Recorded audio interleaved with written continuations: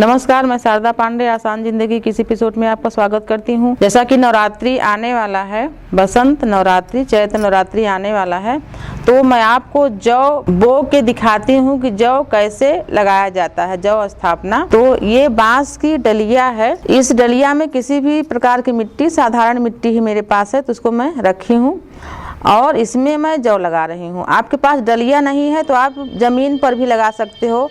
अगर आपके टाइल्स है, फर्श है, कच्ची ज़मीन है, कैसी भी ज़मीन है, आप उस पर मिट्टी को चौकोर बिछा दो, मोटी मिट्टी, और उसमें भी आप जौ लगा सकते हो। आसानी से जौ उग जाता है। मैं डलिया में लगा के दिखा रही हूँ। ये डलिया है, इसमें मिट्टी है। जौ को मैं भिगो दी हूँ एक रात्रि पहले, जैसे कि स्थापना के दिन जिस दिन बोना होता है उसके एक रात्रि पहले हम जौ को भिगो दी हूँ। ये जौ है, ये जौ को मैं रात को भिगोई हूँ। आप देख सकते हैं कुछ जौ ऊपर आ गया है, ये जौ खराब है। इसको मैं छान के निकाल दूंगी, जैसा कि यहाँ पर दिखा रही हूँ। जितना जौ नीचे गिरेगा ये गिर जाएगा, ये जौ नहीं जमेगा। ये जो जितने जौ ऊपर आ रहे हैं इसका मतलब ये जौ उगने वाले नहीं हैं, इनको हम निकाल देते हैं पूरी तरह से। और जो जौ नीचे वाले हैं, ये नीचे का जौ है, ये भिगोया हुआ जौ है, ये मिट्टी है, ये गेहूं है। तो इसको हम नहीं भिगोए हैं क्योंकि जौ का जो खोल होता है काफ़ी मोटा होता है, गेहूं नरम होता है। तो लक्ष्मी प्राप्ति के लिए हवन में भी और ज्वार बाटिका में भी हम सर्वप्रथम गेहूं बोते हैं माँ लक्ष्मी को आवाहन करने के लिए। जौ आध्यात्मिक के लिए, अध्यात्म के लिए जौ उत्तम होता है, लक्ष्मी प्राप्ति के लिए गेहूं, तो हम पहले गेहूं लगाते हैं। तो ये गेहूं है, कुछ दाने ही डालते हैं माँ दुर्गा, माँ लक्ष्मी का नाम लेकर। ओम महालक्ष्मी नमो, ओम महालक्ष्मी नमो, ओम महालक्ष्मी नमो, ओम नवदुर्गे नमो, ओम नवदुर्गे नमो, ओम नवदुर्गे नमो। भगवान श्री गणेश जी ने देवी देवताओं का नाम लेकर पहले गेहूं लगा देते हैं। उसके बाद ये जौ है, तो जौ माता दुर्गा का नाम लेते हुए, बाकी सब नवग्रह का नाम लेते हुए हम बो देते हैं।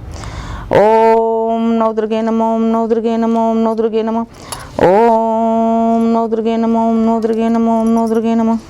ओम जयंती मंगला काली भद्रकाली कपालिनी दुर्गा क्षमा शिवा धात्री स्वाहा स्वधा नमस्तुते। ओम नवदुर्गे नमः। इस जौ को जो हम लगा रहे हैं काफ़ी हम घना लगाते हैं। जितना ही घना रहेगा उतना ही सुंदर लगता है, अच्छा लगता है। तो ये 100 ग्राम जौ है, इस मिट्टी में हम जौ को लगा दिए। और आप बिल्कुल भी चिंता ना करें कि ये नहीं उगेगा, ऐसा कुछ नहीं। हम थोड़ा सा मिट्टी को हाथ से ऐसे कर देते हैं तो जौ थोड़ा नीचे चला जाएगा। अगर आप ऐसा न भी करें तब भी जौ आसानी से जड़ पकड़ लेता है और उग जाता है। ये हो गया। थोड़ा सा हम मिट्टी को ऊपर नीचे कर देते हैं, ये जौ लग गया। तो चैत्र नवरात्रि में, जैसा कि मैं आपको शीतला अष्टमी के पूजन में दिखाई हूँ कि इन गर्मियों में हम भगवान को, देवी देवता को मिट्टी का कलश रखते हैं। जैसे भगवान शिव जी को 4 महीनों में हम ऊपर जो तांबे का गगरा होता है ऊपर से बांध के नीचे मतलब छेद कर देते हैं, भगवान शिव के ऊपर बूंद बूंद जल गिरता है। उसी प्रकार से सब देवी देवताओं को हम शीतलता पहुंचाने के लिए तांबे और पीतल का नहीं रख के हम मिट्टी का कलश रखते हैं। बाकी समय में हम अष्टदल कमल बना के भी कलश रख सकते हैं, आप भी वैसा कर सकते हो। ये कलश स्थापना कर रही हूँ मैं ऐसे यहाँ बीचों बीच।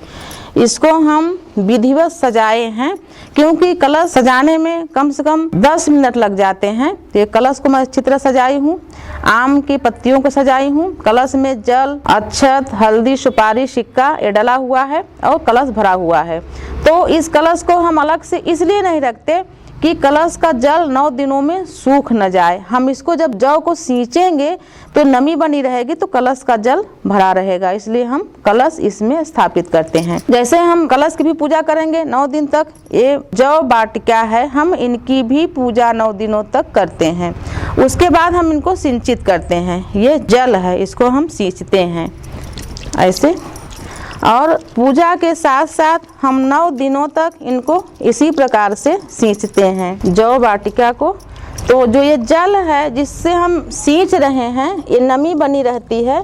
तो जो ये कलश है ये इसका जल नहीं सूखता।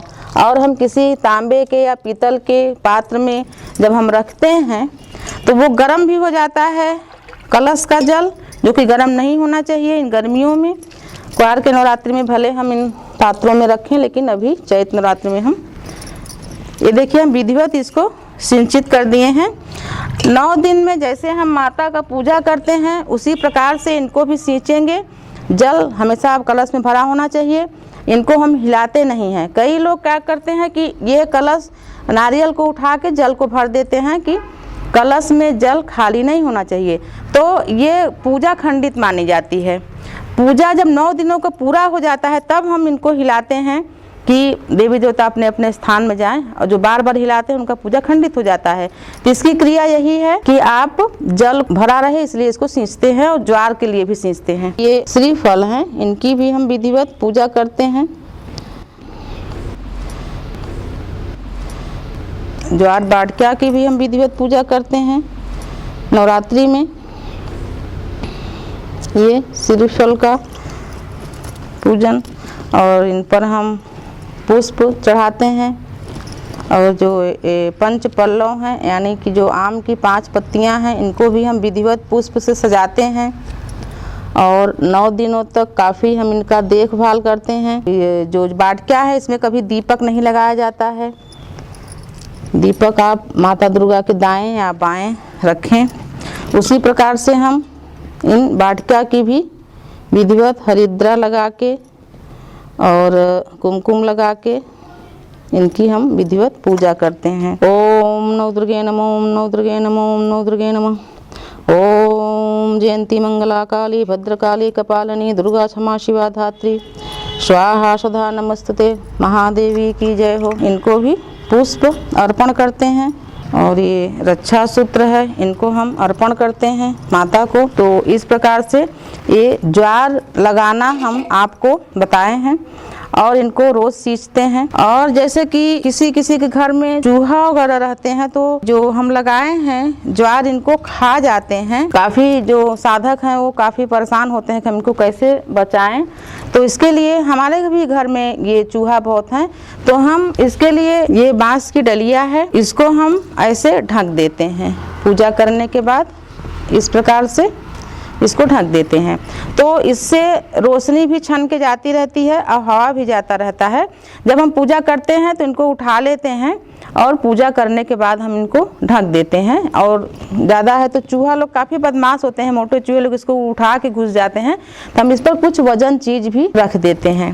तो 9 दिनों में काफ़ी जौ बड़ा हो जाता है। तो ये मैं आपको हटा के दिखा रही हूँ। ये ज्वार बाटिका देखिए इतना सुंदर एकदम सलोना ये बाटिका उगा हुआ है।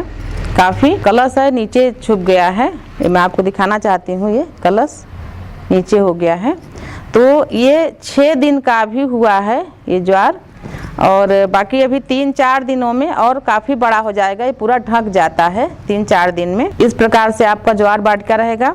और बहुत सारे लोग तो जहाँ माता को बैठाते हैं उसको चारों तरफ मिट्टी करके भी लगा देते हैं, कई डिजाइन से लगाते हैं। कई जन तो जय माँ दुर्गा भी लिख के ज्वार को बो देते हैं, वो भी सुंदर रहता है। बहुत सारे डिजाइन से भी जौ बोते हैं, मैं साधारण से आपको दिखाई हूँ। जौ लगा के आप इसी तरह से जौ लगाइए, रोज इसको ताजे जल से सींचिए। और जो कभी कभी लोग यहाँ पर दीपक लगा देते हैं, नहीं लगाना चाहिए। दीपक माता के दाएं या बाएं लगाएं। तो मैं आपको विधिवत जौ उगा के दिखाई हूँ। आप नवरात्रि में इसी प्रकार से जौ उगाइए, आगे देखते रहिए। इसी प्रकार से पूजा मैं आपको दिखाऊंगी। काफ़ी लोग माता दुर्गा जी का हवन के लिए बोले हैं, हवन करके दिखाना है। तो मैं अगले एपिसोड में इस बसंत नवरात्रि में आपको विधिवत माँ दुर्गा जी का हवन करना बता रही हूँ। आप देखते रहिए आसान जिंदगी। तब तक के लिए नमस्कार।